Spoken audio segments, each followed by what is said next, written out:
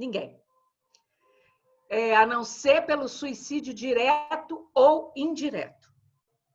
Todos nós temos um determinado tempo aqui na Terra para cumprir aquilo que se espera que nós possamos cumprir, né? Agora, por suicídio indireto, entenda-se muitas coisas. Por exemplo, quando o médico da Terra diz você não pode fumar porque você está com efizema pulmonar e você continua fumando, você é um suicida, né? E coisas semelhantes, né? Então, quando eles começaram a me mostrar que, para que a gente possa viver bem, nós temos que estar com a nossa vida em dia. Com a nossa vida em dia. O que significa estar com a nossa vida em dia? Primeira coisa que eles falam sempre para a gente, evitem os segredos. Segredo não é coisa divina. Segredo não é coisa de Deus. Uma coisa é a confidencialidade, a discrição, mas aqueles segredos absurdos, aqueles segredos tenebrosos, isso é uma prisão para o espírito. Então, esse espírito morre. Quando ele desencarna, ele morre, porque ele está preso a uma situação. Outra coisa, por exemplo, você guarda dinheiro, não avisa ninguém que guardou para ninguém te pedir emprestado, você esconde as suas coisas, você faz... esse tipo de coisa. E você morre. Você fica preso a essas situações. Qual é o ensinamento que eles têm nos passado para que a gente não morra? Que a gente se liberte em vida de tudo que possa constituir algema. Então, ele falou assim, começando pelas coisas morais e espirituais, né? Você tem que perdoar? Perdoa. Não fica preocupado se o outro merece ou não merece seu perdão, se o outro entendeu ou não entendeu seu perdão, se o outro te perdoou ou não te perdoou. Peça perdão e perdoe a todos e a tudo. A todos e a tudo. É a primeira coisa. Segunda coisa, além de perdoar, reconciliar-se com os adversários. Não só fazer o bem que se pode fazer a eles, no que tiver à nossa altura, e sempre que formos chamados, ainda que estejamos muito feridos, muito machucados, mas a gente estar solícito sempre que esse adversário nos requisitar. Sem mágoa, sem ressentimento. Por quê? Porque nós entendemos, e hoje, a parte do nosso estudo, a gente vai falar isso. Há quantos milênios nós viemos repetindo a mesma lição? Há quantos milênios a gente vem reencarnando? Por que a gente está reencarnando tanto, insistentemente?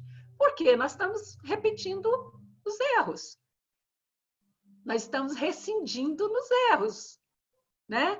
Então, é por isso que a gente ainda não saiu desse estágio. Essa semana o Ascam me passou uma daquelas lições loucas, né?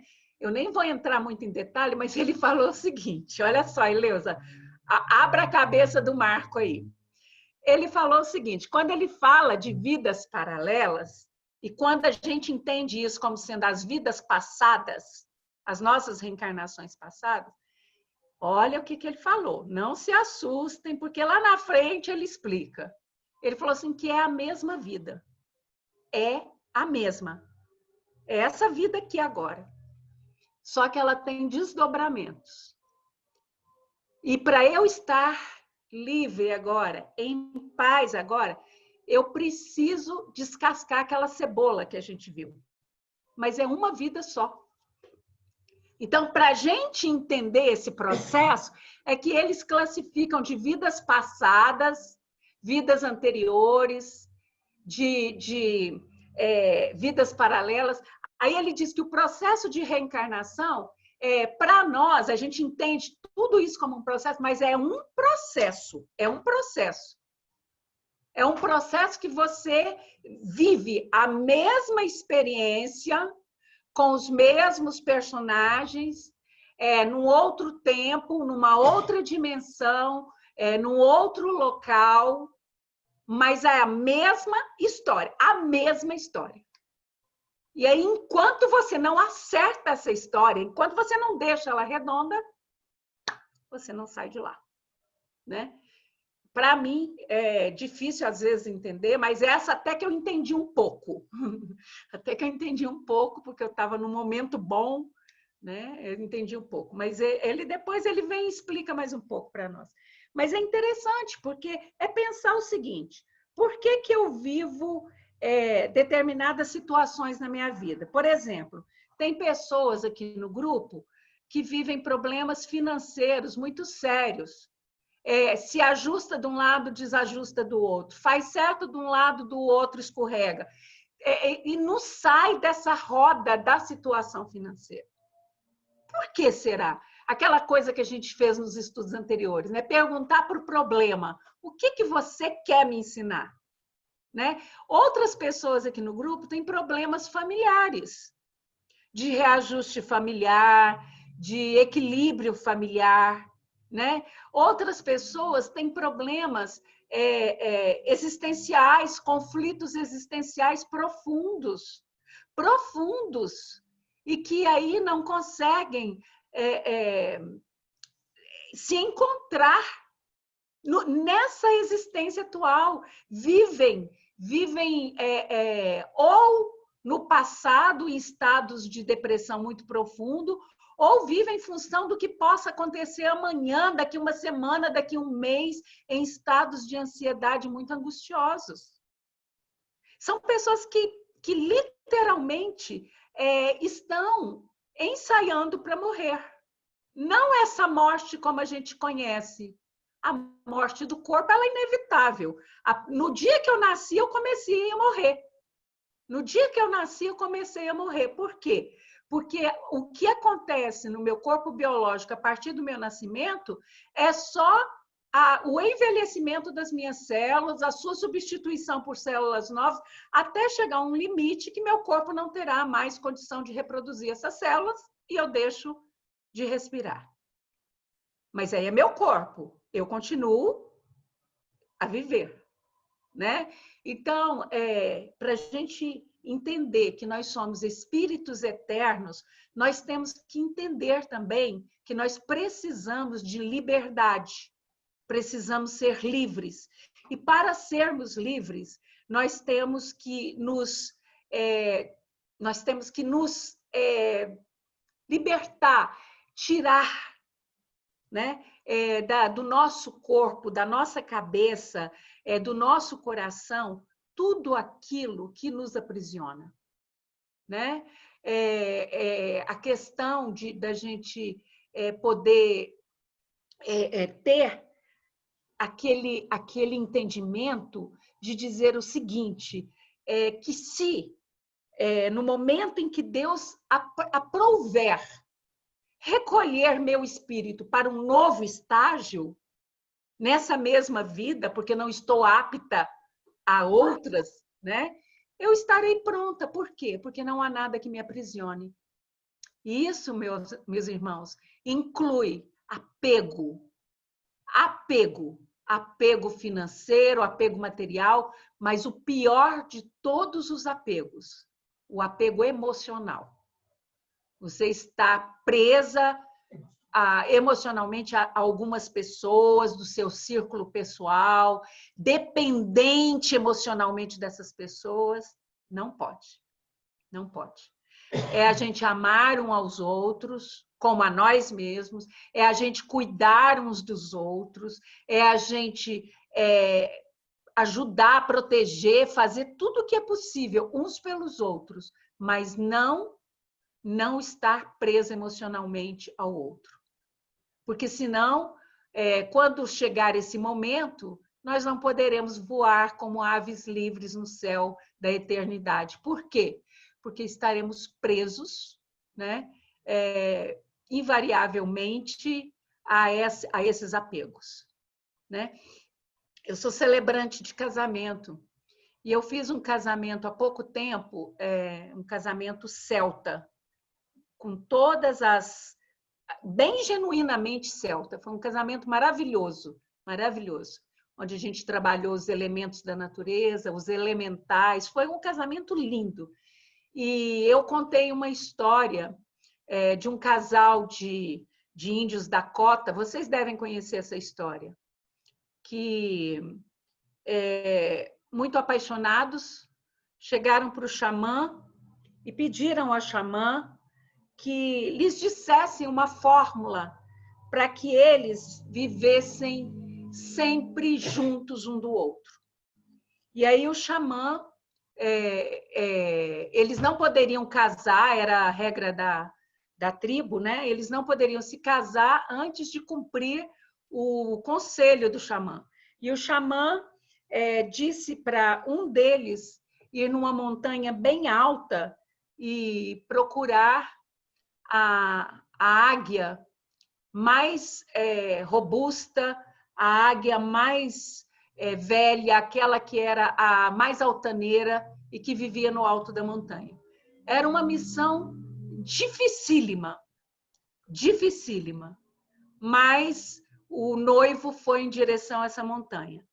Para a noiva, ele pediu que ela se dirigisse a outra montanha e procurasse o falcão mais altaneiro, com o olhar mais... porque o falcão ele consegue ver através... ele tem uma visão espetacular, né? E aí ele pediu que fosse procurar esse falcão, e o falcão que voasse mais alto, o falcão que fosse o mais forte. E era muito difícil, mas ela conseguiu. Aí eles chegaram com as duas aves encapuzadas, né? E aos pés do xamã e falaram assim: olha, agora nós podemos casar. Aí o xamã disse para eles: para vocês se casarem, vocês agora têm que amarrar a pata direita da águia na pata esquerda do falcão. E depois que estiverem bem amarradas, eu quero que vocês tirem os capuzes das suas cabeças. E assim eles fizeram. E ao retirar os capuzes, o instinto natural das águias era de alçar voo. Mas o que aconteceu com elas?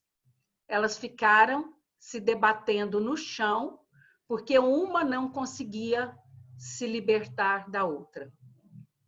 Uma não conseguia se soltar da outra.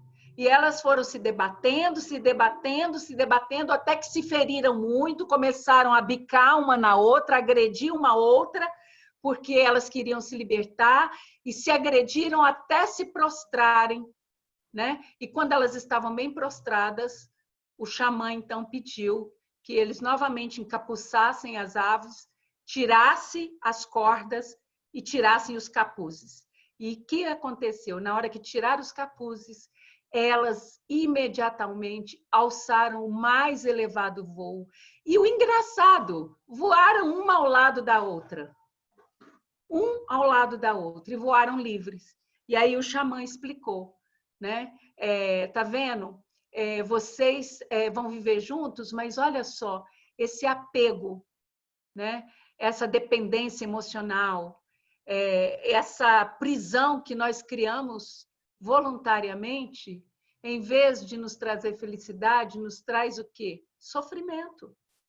E isso vale para tudo, para o nosso pai velho, para a nossa mãe velha, para o nosso cunhado difícil, para a nossa sogra, para o nosso irmão, para o nosso sobrinho, para o nosso afilhado, para todas as pessoas da nossa família, para o nosso marido, para a nossa esposa.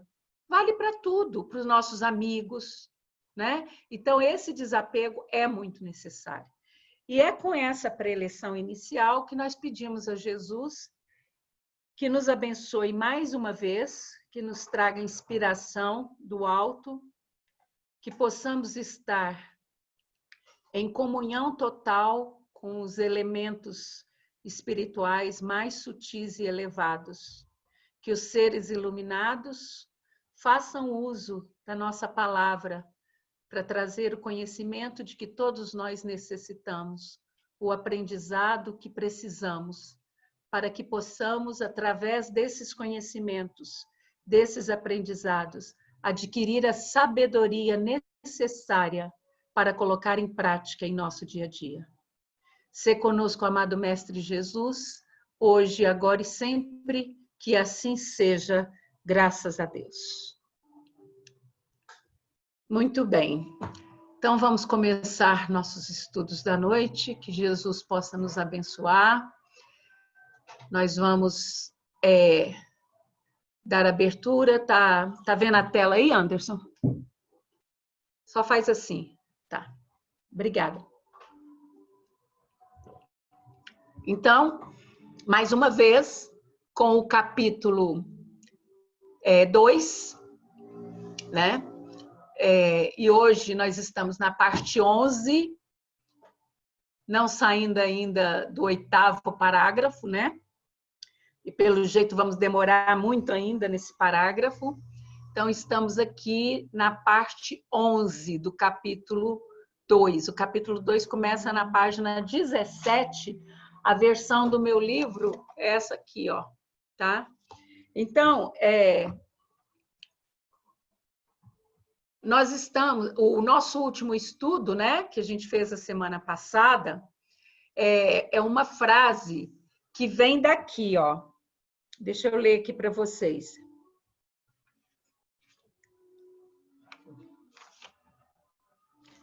Enquanto milhões de almas desfrutam bons ensejos de emenda e reajustamento, de novo entregue ao esforço regenerativo nas cidades terrestres, pela reencarnação, né? Milhões de outras deploram a própria derrota, perdidas no atro recesso da desilusão e do padecimento. Não nos reportamos aqui aos missionários heróicos que suportam as sangrentas feridas dos testemunhos angustiosos por espírito de renúncia e de amor, de solidariedade e de sacrifício. Estes são luzes provisoriamente apartadas da luz divina e que voltam ao domicílio celeste como trabalhador fiel que regressa ao lar, fim da cotidiana tarefa. Referimos-nos às vastas multidões de almas indecisas, presas da ingratidão e da dúvida, da fraqueza e da dissipação. Almas formadas à luz da razão, mas escravizadas à tirania do instinto. Então, é isso que nós estamos trabalhando. Na semana passada, já fizemos uma parte dessa frase, né? Basta as multidões de almas indecisas, né? E só para revisar o nosso momento da semana passada, eu escolhi essa lâmina aqui, né? Há muitas moradas na casa do meu pai. E aí nós relembramos que a gente sabe que a Terra nem de longe é o único planeta habitado no universo, né? E para demonstrar isso, nós fizemos uma pequena viagem, né?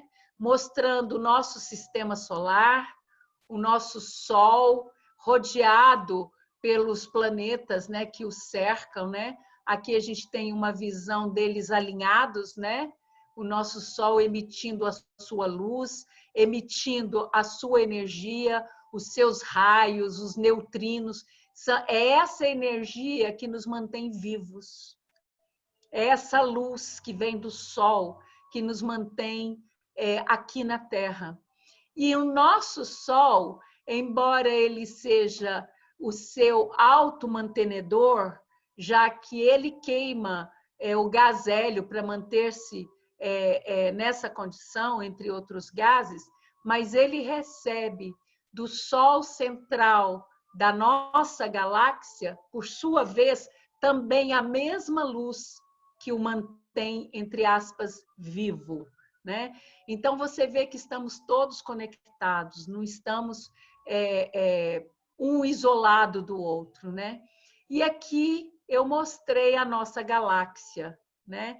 E nós estamos aqui, ó, bem na periferia da Via Láctea, bem aqui na ponta da Via Láctea, né? Aqui está a Via Láctea como se fosse vista do alto. E aqui no centro da Via Láctea supõe-se que tenha o grande Sol central ou a grande fonte de luz que alimenta toda a galáxia, né? Aqui eu mostrei uma foto de um braço, já que nós estamos na periferia da Via Láctea, né? Um braço da Via Láctea com seus bilhões de estrelas, né? Que é visto de São Pedro do Atacama, no deserto do Atacama, no Chile. E nessa outra foto, eu mostrei, essa foto é do Hubble, mostrei um quadrante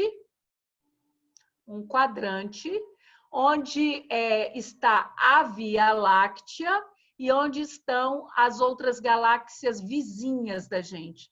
Então, nós temos uma conexão direta com essas outras galáxias, principalmente com a galáxia de Andrômeda, né? Nós temos um histórico espiritual muito forte ligado a essa galáxia. Aqui eu mostrei o nosso universo tal qual os cientistas o conceberam, baseado nas inúmeras fotos, não somente feitas pelo Hubble, mas por diversos outros telescópios, né? E referente às experiências que eles fazem aqui da própria Terra, emitindo luz e recebendo essa luz de volta e calculando distâncias e calculando sombras. As sombras são sempre planetas, etc. e tal. Então, esse aqui seria o nosso universo. E cada pontinho de luz nesse universo seria uma galáxia. Cada pontinho de luz seria uma galáxia, né? Mas nós também encerramos aquela lâmina mostrando que, igual àquele universo, existem infinitos outros universos, que é o que nós chamamos de universos paralelos ou de multiversos, né? Pois bem, nós vamos continuar trabalhando, né? Aquela frase, as multidões, né?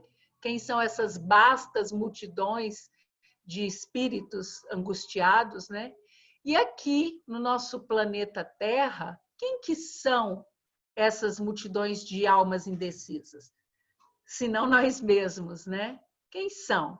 Então, veja bem, aqui eu trouxe para vocês uma comparação.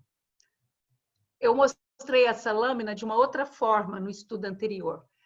No ano 2000 antes de Cristo, havia 10.000 Homo sapiens. Primeiro, a gente tem que entender o seguinte: como é que a gente pode fazer a contagem como 1000 anos?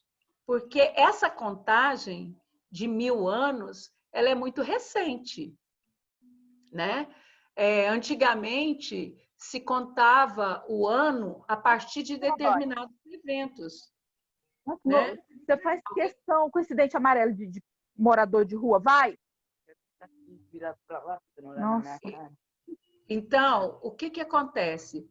Há 200.000 anos é calculado baseado em faixas geológicas, né, que tem na Terra, em fósseis que hoje podem ser medidos pelo carbono, né? Então, existem formas muito precisas de se medir o tempo.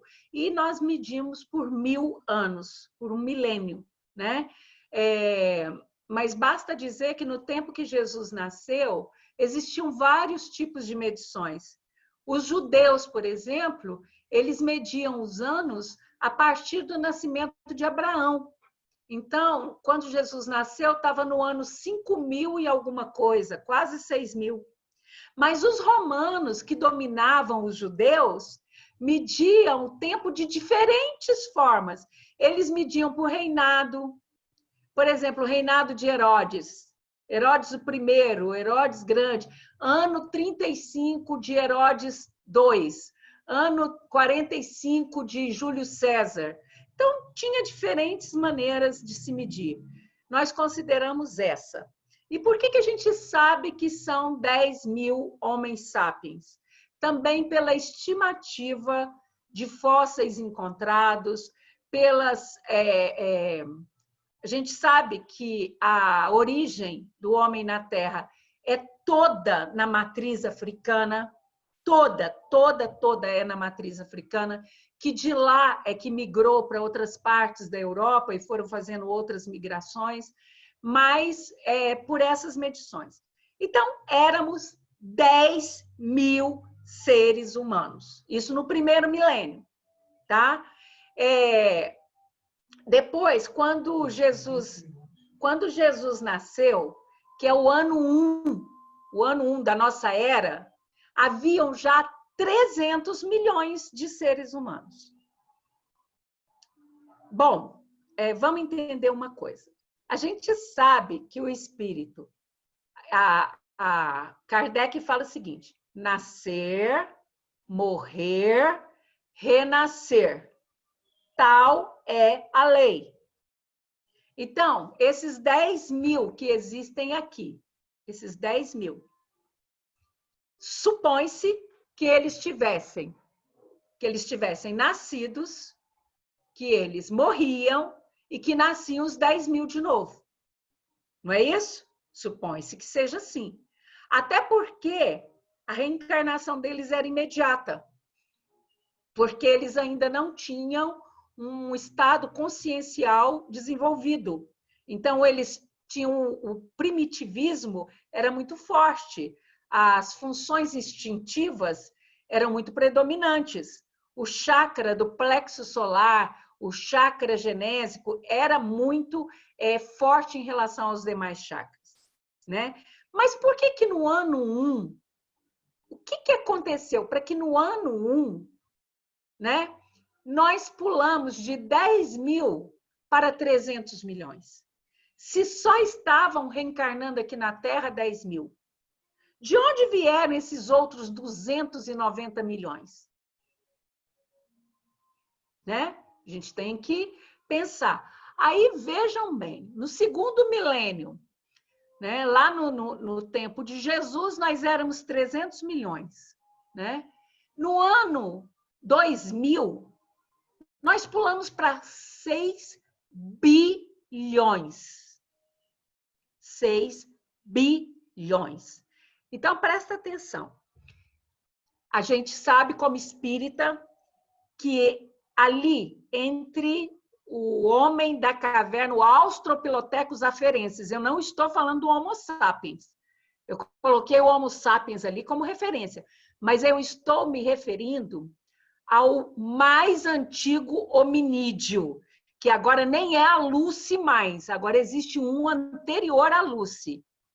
Né? Então, vamos chamar esse Australopithecus, ele, quando encerrou a fase do Australopithecus, eram 10 mil terrícolas. Terrícolas. O que são terrícolas? São seres que, num dado momento, passaram da condição de princípio inteligente para o princípio hominal, para o homem, na forma de homem. Foram espíritos criados na Terra. Para não criar dissensões, basta a gente ler as questões de 17 em diante do Livro dos Espíritos. A 17 começa que não nos é dado conhecer a origem de certas coisas, né? Não nos é dado conhecer a vontade de Deus, né? Então, eu não sei em que momento Deus, Jesus, que é o arquiteto aqui do planeta, porque essa criação foi feita por Jesus com a quiescência divina. Mas o grande arquiteto foi Jesus. Não tem isso, não tem discussão. Mas eu não sei em que momento Jesus, com a sua equipe de geneticistas da mais alta hierarquia divina, achou por bem transformar 10 mil, né? 10 mil princípios inteligentes em homens, ou hominídeos, esses aferenses, né? Pois bem, aí começou que nós que estudamos a doutrina espírita sabemos da grande migração de Capela para cá. Nós sabemos da migração de Capela, só Capela. Nós sabemos que veio a migração de Capela para cá. Mas essa migração que começa primeiramente porque não foram 10 mil espíritos, mas também não foram 300 milhões. Né? De Capela para cá, vem muito mais que 10 mil espíritos. Vejam vocês que em 10 mil anos antes de Cristo, havia, né, na primeira grande revolução da humanidade, que é a Revolução Agrícola, havia 1 milhão de seres humanos, aí eu já estou falando de seres humanos, aí já é o Homo sapiens, e aí, paralelo ao Homo sapiens, havia o homem de Neandertal, e havia outras espécies também, que embora a ciência atual não admita, mas também foram espécies que existiram na Terra paralelas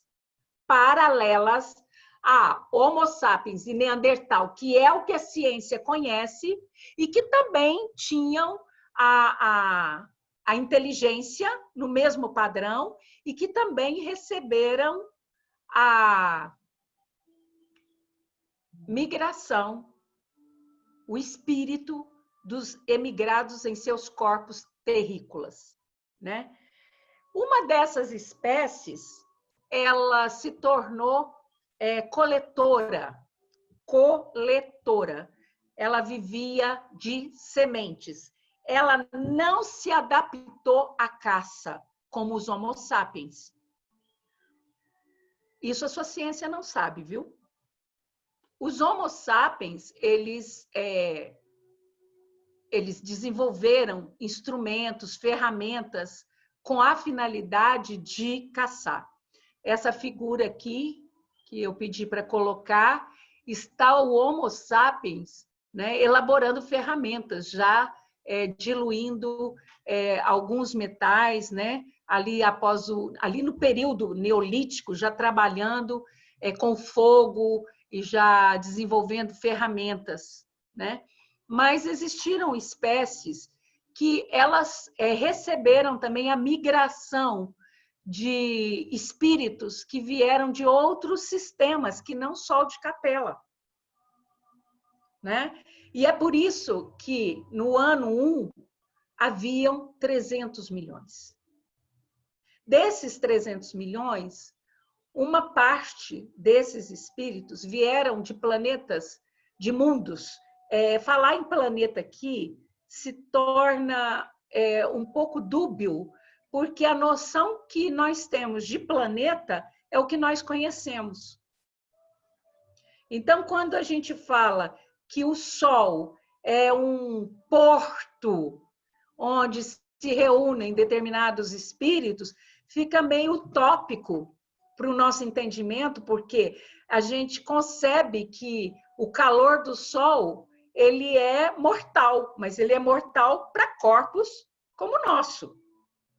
Então, quando a gente fala em planetas, é só para vocês terem um entendimento dos lugares onde vieram essas almas migrando para cá, né?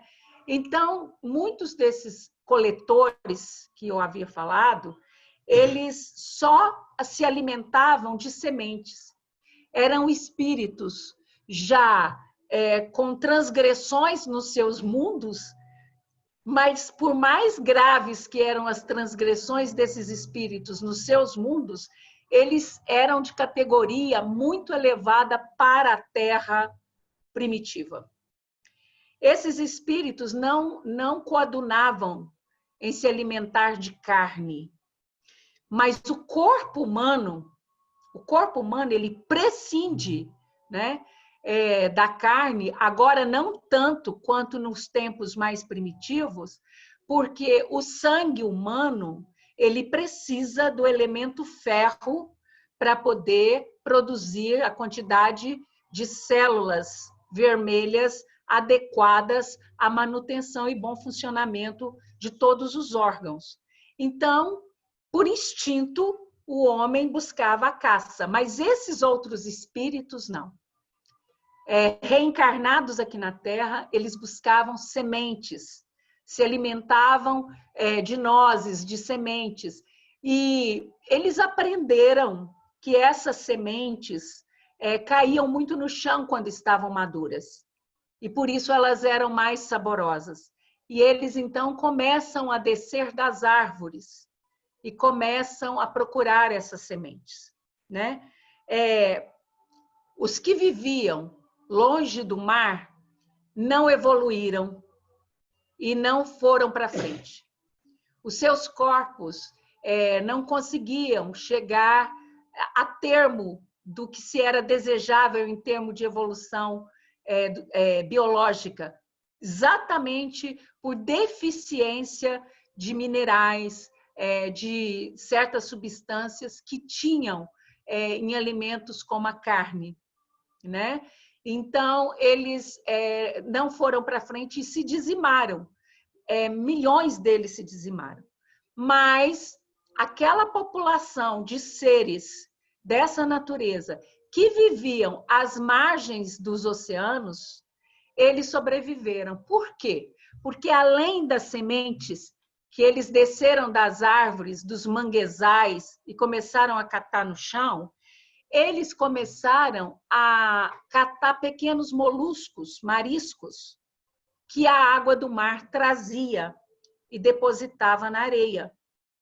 Então, eles começaram a comer aqueles pequenos mariscos, aqueles moluscos, e encontraram nesses mariscos e moluscos uma fonte de proteína muito substancial e que lhes mantiveram um pequeno grupo, que não era um grupo tão grande quanto eram os outros, mas que os mantiveram vivos, inteiros, né?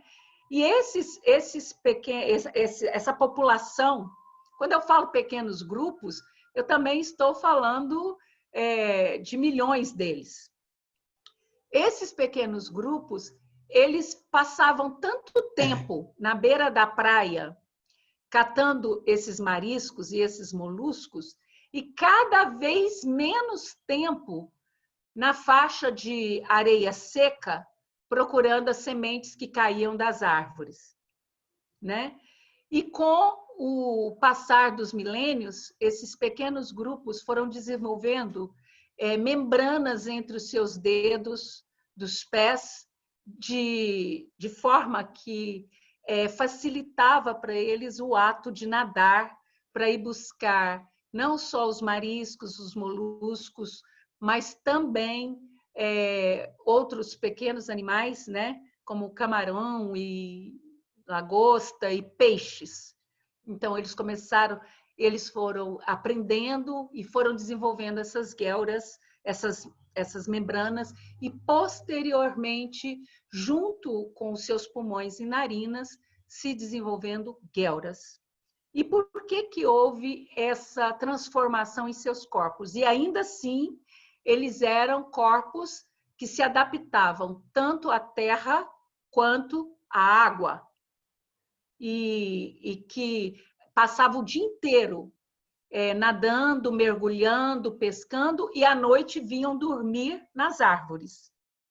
E com o passar desses milênios, nós estamos falando de milênios, com o passar desses milênios, eles começaram a passar tanto tempo na água que quando eles vinham na superfície para ir dormir, eles percebiam que o seu relógio biológico estava errado, porque era dia.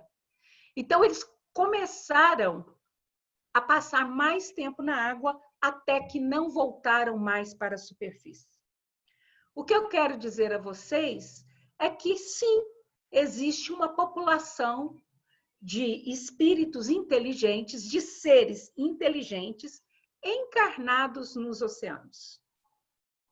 Agora, peça à sua ciência que pesquise e que traga a vocês essas provas, né? Muito bem. Então, está aí explicado que não só de Capela, mas de outros mundos, migram para cá milhões e milhões de espíritos. Nós precisamos entender agora por que e quais são os verdadeiros motivos pelos quais esses espíritos migram para cá, né? Então, muito bem, vamos ver aqui conosco. No ano 200.000 a.C., eram 10.000. No ano 10.000 a.C., 1 milhão. E hoje, 7 bilhões. Até o dia 15, que foi nosso último estudo. 7 bilhões. O que a gente percebe é que essa migração continuou acontecendo. Os espíritas, até mesmo os mais estudiosos, eu não diria os mais estudiosos, eu diria os mais ortodoxos. Os espíritas bem ortodoxos, esses que eu gosto de trabalhar, os bem ortodoxos, né? Aqueles lá de dentro do Vaticano. Eles têm a mania, o hábito, a crença de dizer que os que vieram para cá foram os exilados de Capela. E morre aí o assunto. E acabou aí o assunto. É dos exilados de Capela que se origina toda a população da Terra. Gente, se você estudar Emmanuel, Caminho da Luz, se você fazer uma leitura dos exilados de Capela, se você fizer outras leituras de grandes pesquisadores espíritas, se você pegar vários ensinamentos aí passados por grandes espíritos, você vai perceber que não há lógica nisso. Porque Capela mandou de lá para cá aqueles espíritos que faziam parte da sua zona umbralina e que não coadunava mais com o estágio evolutivo em que aquele mundo estava. Então, era um número finito, era um número X. Né? Houve a preparação. Para vocês terem uma ideia, no ano 1, que é o ano 1 da nossa era, quando o nosso Senhor Jesus Cristo aqui manifestou sua essência, já tinha cessado esse exílio. Há muito tempo já tinha cessado. Já tinha cessado. Né? Então, a partir daí, não havia mais espíritos degredados de Capela para cá, porque os que permaneceram lá, permaneceram em condições muito superiores. Quer dizer, se queria vir algum de lá para cá, ele viria em missão, como missionário, não como degradado. Então, é cabível, é lógico que a gente pense que esse pulo, né, de 300 milhões de espíritos no ano 1 para 7, quase 8 bilhões no ano 2020, é porque continuou essa migração, mas de outros mundos, não de Capela. Não de Capela, né? Então, percebam que a resposta, né, para esse aumento considerável de espíritos, ela está no próprio Kardec. Né? A imigração responde essa pergunta. Kardec, lá na Gênese, no capítulo 11, que trata das raças adâmicas, né? Ele diz que, de acordo com o ensino dos espíritos, foi uma dessas grandes imigrações, ou, se quiserem, uma dessas colônias de espíritos, ou, se quiserem, um grupo de extraterrestres, porque eles não eram da Terra.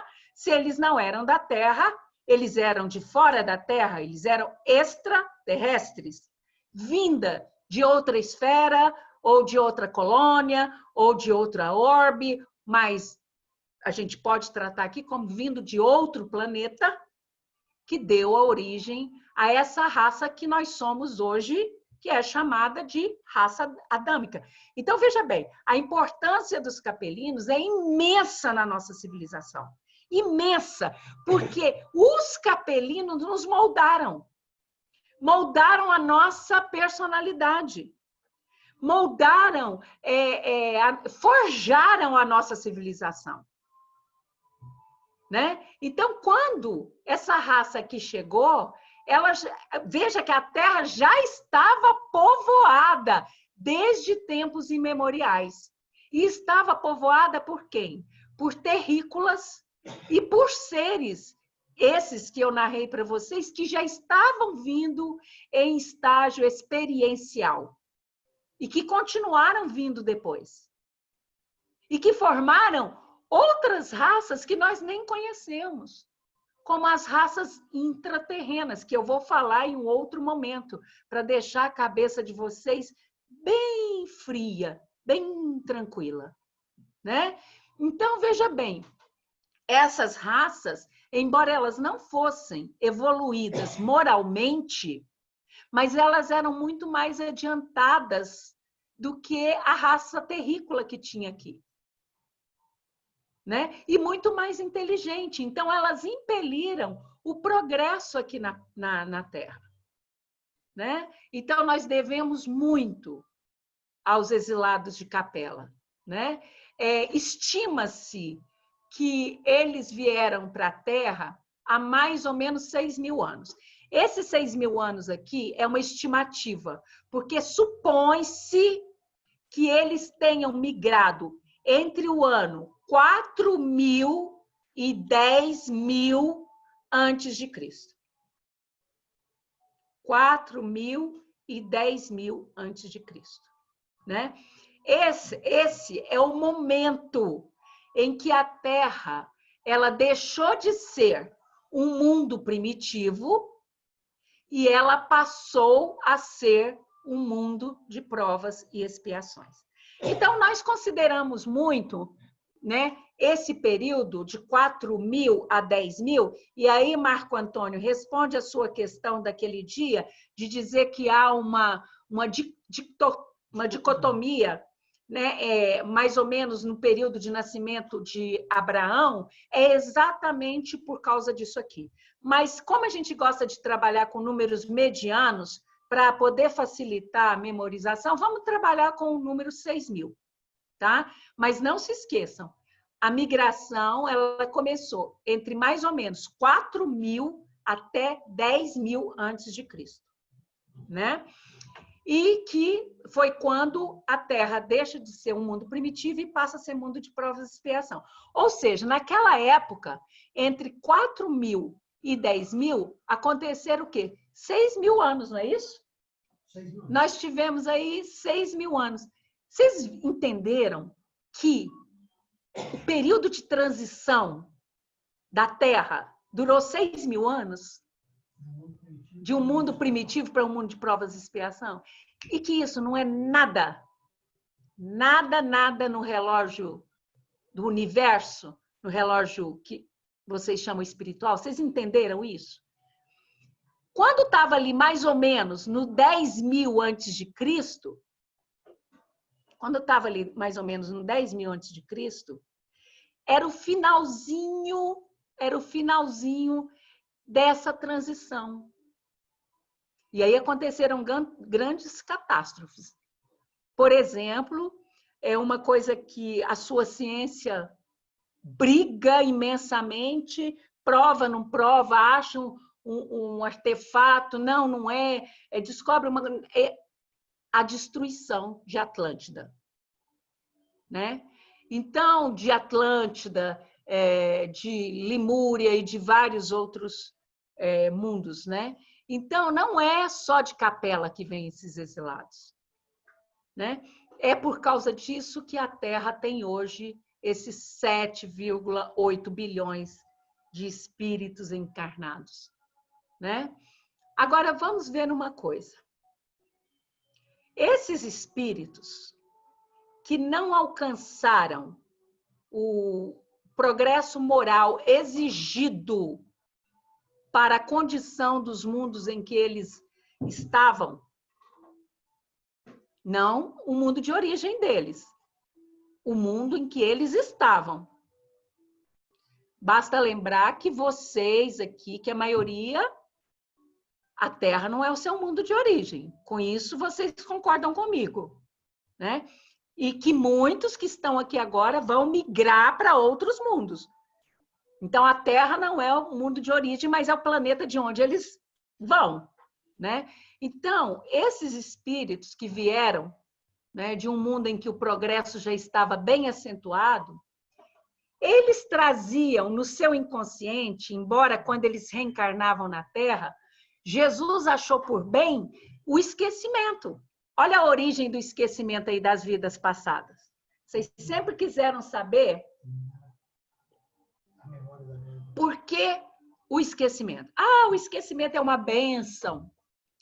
Porque você não se lembra do que fez no passado. De fato, essa é a justificativa. Mas aqui está a origem do esquecimento. Quando Jesus, com a sua equipe, eu falo Jesus, entenda-se por Jesus, toda a equipe coordenada por ele. Quando essa equipe recebia esses espíritos, eles não ficavam aqui na Terra. Eles ficavam numa dimensão paralela à Terra. Num momento futuro eu explico essas questões para vocês. Eles ficavam numa dimensão paralela à Terra. Por quê? Primeiro, tinham que preparar corpos da Terra para receber esses espíritos que vinham de diferentes raças. Como eu já citei aqui, vinham espíritos como Vieros de Capela, que eram reptilianos. E lá não era só uma raça de reptilianos, eram 4 raças de reptilianos. 4. Igual na Índia, que tem as castas, eram 4 castas diferentes, né? Esses espíritos que eu falei para vocês, que são, vamos chamar de homens, porque são inteligências que vivem nos oceanos, eles vieram de mundos ícteos.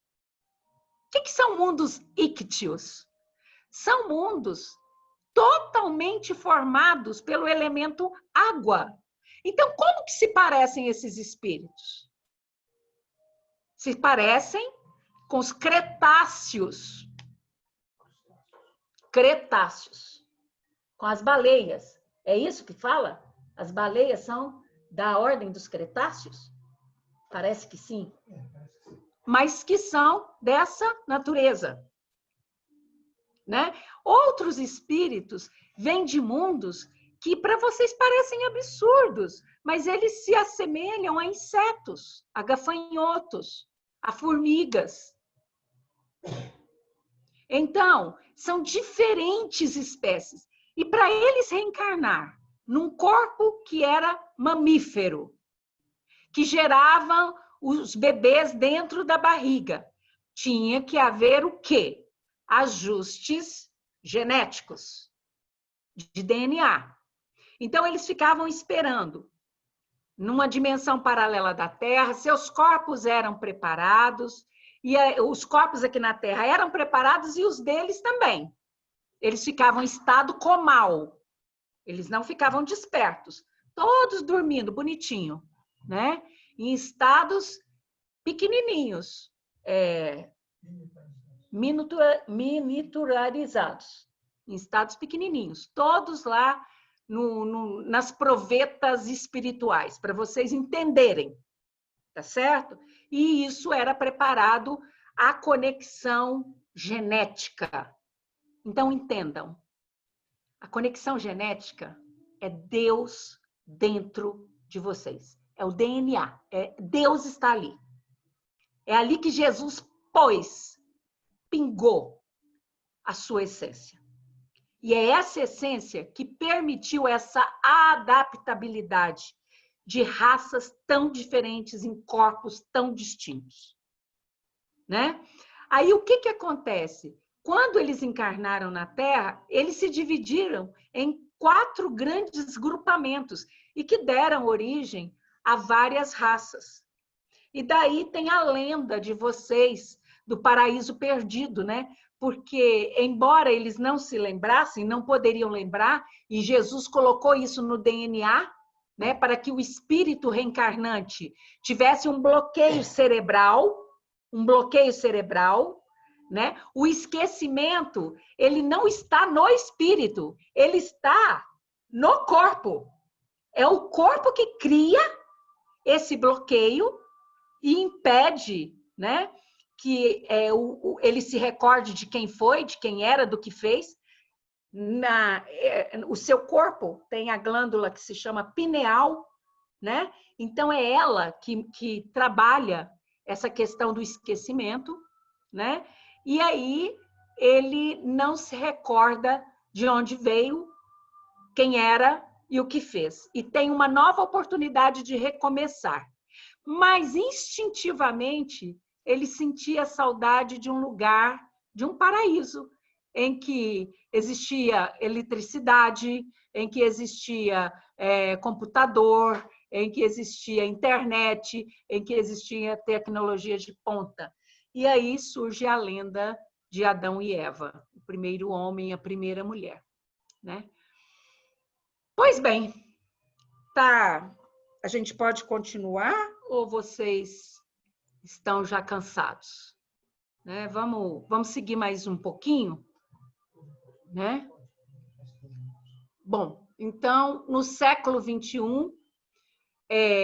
somam-se a esses espíritos exilados outros de planetas mais adiantados, para nos ajudar no processo de transição planetária que já iniciou. Quando que iniciou o projeto de transição planetária de Terra, de mundo de provas e expiações para a Terra regenerada? Quando? Quando começou? Começou exatamente com a vinda da essência do Cristo aqui na Terra. A vinda do Cristo é a preparação para essa transição. É a preparação. E se ela se demora mais ou se demora menos, vai do livre-arbítrio dessas civilizações, de aceitarem ou não esses ensinamentos que foram trazidos pela própria essência crística para que se praticasse e acelerasse o processo. Pois bem, nós estamos naquela periferia dessa transição. Nós estamos numa fase bem adiantada dessa transição. Então, hoje, estão vindo para cá o contrário do que veio antes de Cristo, naquela fase lá de 4 a 10 mil antes de Cristo, que só vinha espíritos evoluídos. Quem está vindo para cá agora? Espíritos mais adiantados que nós outros. Então, eu fico vendo vocês discutirem política, discutirem economia, discutirem justiça, e se perguntando, não tem jeito, não vai mudar, isso. Vai mudar, sim. Vai mudar porque a nova geração, essa geração que está nascendo aí desde os anos 2000, um pouco antes, né? A gente não pode determinar exatamente quando que começou essa imigração. Eles são novos seres, eles são seres mais adiantados. Eles não roubam, eles não sequestram, eles não puxam o tapete do colega de trabalho, eles não fazem calcatrua, eles não são corrompidos. Muito pelo contrário, eles ajudam tanto que eles podem, eles procuram colaborar em tudo que eles podem, eles são organizadores, eles são construtores. Mas é como eu estava falando com o Euler há poucos dias. A geração anterior a esses espíritos, que aqui na Terra muitos de vocês chamam de cristais, a geração anterior, que é os índigos, que são muitos de vocês aí jovens, é uma geração intermediária. Alguns muito evoluídos, muito adiantados, como em toda a raça, e outros menos evoluídos, mas todos índigos. Todos num estágio mais adiantado que o seu. Mas preste atenção, da mesma maneira como na sua civilização tem homens muito bons, homens muito ruins e homens medianos, também entre os índigos tem essa faixa evolutiva. E eu estava falando com ele, era exatamente isso. Porque os índigos, eles vieram principalmente após a Segunda Grande Guerra Mundial. Para que eles vieram após a Segunda Grande Guerra Mundial? Para construir um novo mundo. Para construir um novo mundo. E eles constroem. Só que eles passam por cima de tudo que é obstáculo para eles. Então, eles olham o objetivo lá na frente e eles vão. Né? Eles vão, como um trator. Né? Então, eles querem alcançar os objetivos. Né? É um exemplo assim, de características muito claras desses índigos são os aquarianos. Né? Os aquarianos são índigos na sua mais forte essência, né? Só para fazer uma analogia. Então, para cá hoje, olha que maravilha! Para cá hoje estão vindo esses espíritos mais adiantados, né? Então, esse aumento de massa de espíritos, né? Essas vastas multidões, é explicável e deve ter uma redução. Então, nós não vamos ficar em 8 bilhões de seres humanos encarnados. No próximo estudo, nós vamos trabalhar em cima dessa citação de Emmanuel, que trabalhava com um número de 7 espíritos desencarnados para cada encarnado. Nós vamos trabalhar isso e vamos entender isso. Mas não, isso foi uma coisa que já foi idealizada, né? que já foi falada. Né?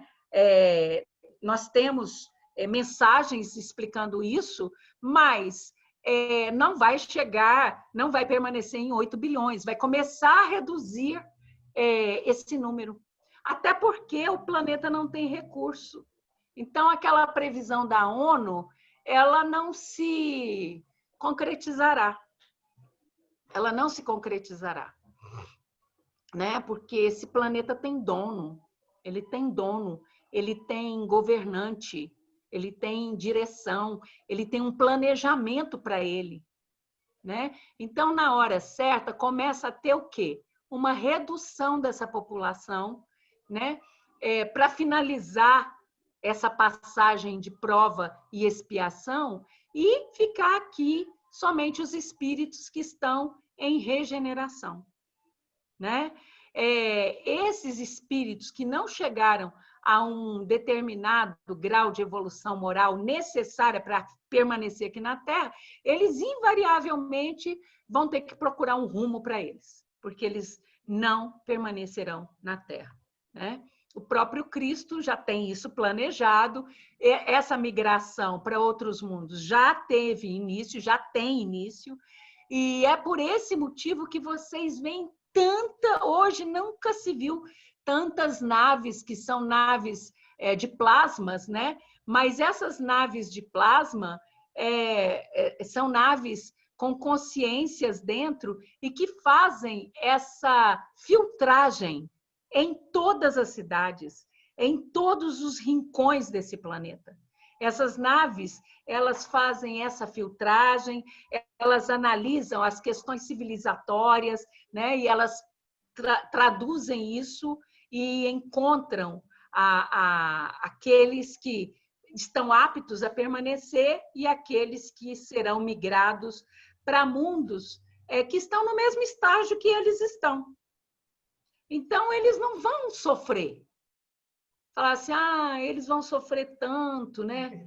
Coitados deles, né? O que vai acontecer é que eles vão migrar para mundos de provas e expiação que estão saindo do estágio de mundos primitivos. Então, eles vão se abster da tecnologia que hoje existe, né? Do conforto que hoje existe, da eletricidade, da água canalizada, dos grandes centros urbanos, e eles terão que fazer o serviço se eles quiserem. Inventar a roda, descobrir as maravilhas do fogo, controlar o fogo, descobrir a agricultura, inventar ferramentas para caça, né? Mas eles não vão sofrer, porque eles estarão num mundo que coaduna com as suas vibrações, mas sentirão instintivamente uma saudade imensa do paraíso terrestre, né? Sentirão uma imensa saudade. Para finalizar nossa parte de hoje, nós vamos falar um pouco aqui da doutrina dos anjos decaídos, desse paraíso perdido, né? Então, os mundos vão progredir fisicamente pela elaboração da matéria. Vocês estão vendo que a matéria de vocês não é a mesma de 200 mil anos atrás, né? Do Australopithecus, eram bem próximos, os Australopithecus eles eram bem próximos dos primatas, não é isso? Então, os seus corpos também progrediram fisicamente, vocês perderam a cauda, vocês perderam determinadas funções de alguns órgãos, né?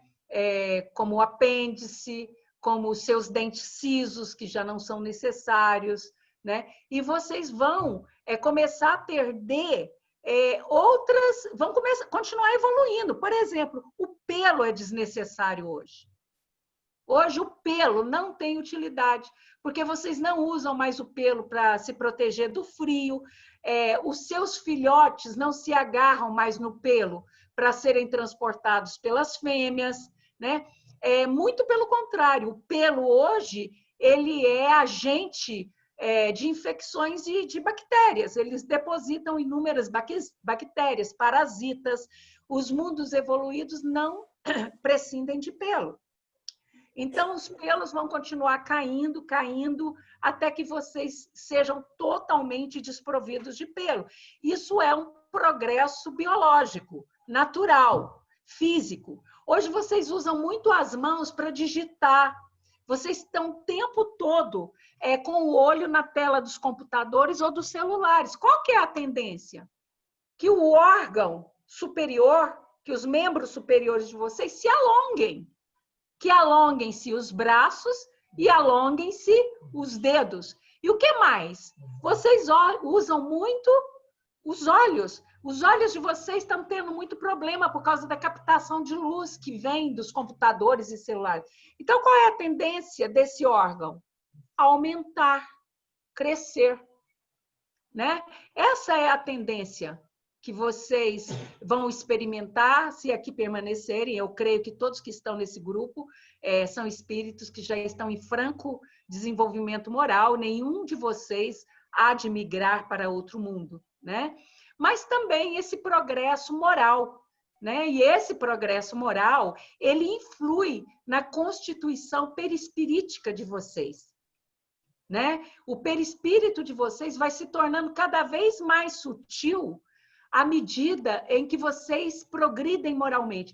E à medida em que vocês progridem moralmente, a infância vai diminuindo. Vocês já observaram isso com as suas crianças cristais? Com os netos, alguns filhos de vocês que estão na primeira infância e que têm um desenvolvimento absurdo nos primeiros anos de vida. Por quê? Porque o espírito precisa de menos infância. E precisa de mais tempo na madureza, para quê? Para praticar todos aqueles ensinamentos, todo o bem que ele puder, para corrigir, né, pretensos erros das suas vidas paralelas ou vidas passadas, né? Então, nesses espíritos, a felicidade está em razão da predominância do bem sobre mal.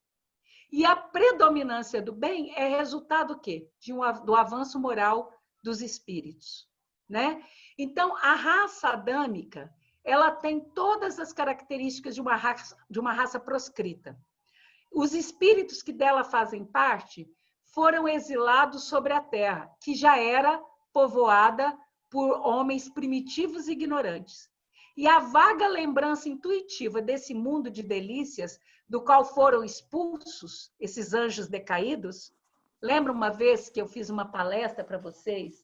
Não sei se todos estavam presentes, mas eu há de lembrar, em que eu falava do Lúcifer. Todos vocês são Lúcifers. Por quê? Porque Lúcifer significa luz decaída. O que é a luz decaída? Todos vocês são luzes. Todos vocês são luzes. Mas vocês não se permitiram brilhar o suficiente em mundos em que todos tinham que brilhar num determinado grau de luminosidade. Então, vocês caíram, vocês são anjos decaídos, né? Mais uma explicação aí dessas lendas de vocês, que em um outro momento a gente pode explicar melhor. Aqui, uma vaga lembrança com os olhos maiores, e cada vez mais os olhos ficam maiores, cada vez mais a boca diminui, porque os cristais eles têm o dom da telepatia, né? De conversar pelo pensamento, né? Então, diminui-se os lábios, caem-se as orelhas, porque não há necessidade de ouvir tantos sons que vêm do externo, porque a mente capta o que é necessário. A música é necessária, se for necessária, ela é captada mentalmente, né? Então, vão se mudando a constituição física de acordo com a evolução dos espíritos, né? Então, hoje nós estamos recebendo, ainda numa minoria, mas espíritos muito mais adiantados. Então, essas crianças que estão vindo são crianças que são muito especiais, né? São crianças muito especiais. Eu queria, Euler, que você memorizasse que nós paramos na lâmina 15, tá? Eu tinha almejado, eu preparei 40 lâminas e tinha almejado chegar na 20ª lâmina, mas o tempo urge. Então, nós vamos parar por aqui, né? Nós vamos encerrar a nossa preleção de hoje. E agora eu vou precisar chamar o aparelho, porque eu não sei desligar essas coisas. Pronto. Muito obrigado a todos vocês por estarem comigo. Nós estamos trabalhando em conjunto, estamos trabalhando em equipe. É uma coisa boa para vocês aprenderem. Esqueçam o ego, esqueçam o individual. Nós temos que trabalhar em equipe, em conjunto, unidos um ao outro.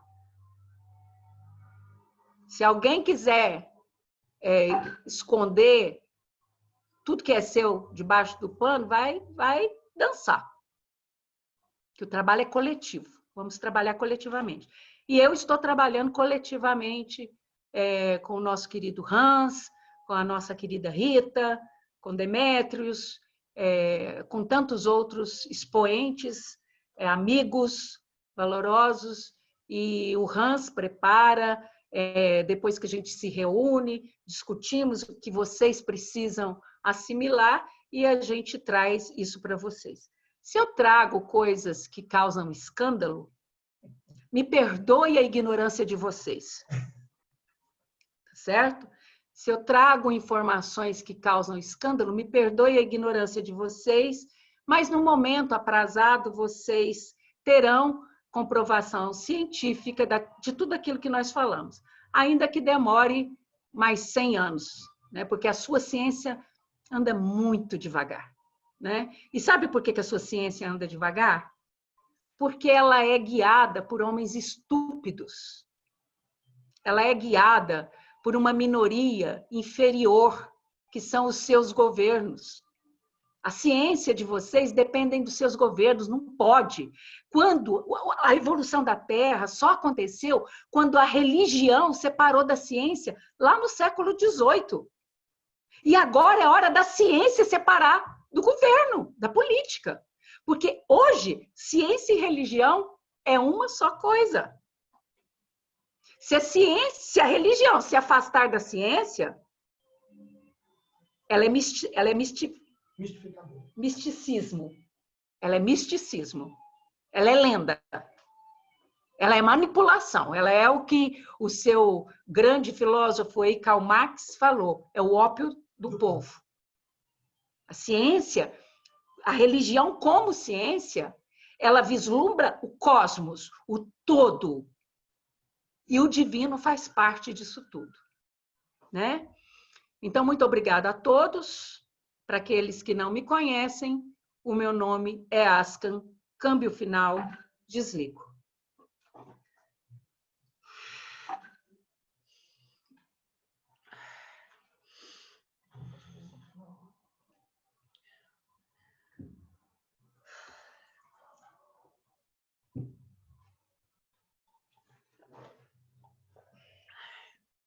Boa noite. Não sei se eu já dei boa noite, mas boa noite. Meu nome é Vânia. Meu nome é Vânia. Nós sabemos.